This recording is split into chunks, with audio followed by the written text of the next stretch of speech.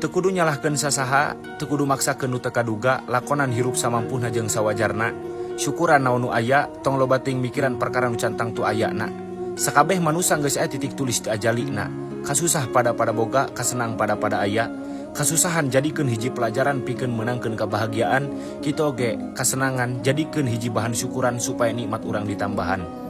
Karena tidak ada manusia yang bisa nyampai terhadap tujuan, melainkan orang tersebut diuji dulu di perjalanan. Begitupun kita sebagai manusia, mayyuridillahu bi khairan yufaqihu fiddin, di mana seorang hamba akan dijadikan lebih baik hidupnya oleh Allah, maka dasar yang paling utama dia akan dipahamkan dulu terhadap ilmu agama.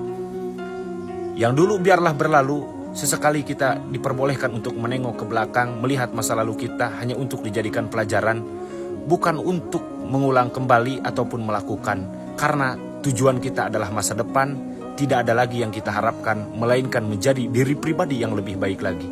Teruskan perjuangan meskipun cobaan terus berdatangan. Semoga kita dikasih jalan yang terbaik oleh Allah. Wallahu a'lam bishawab.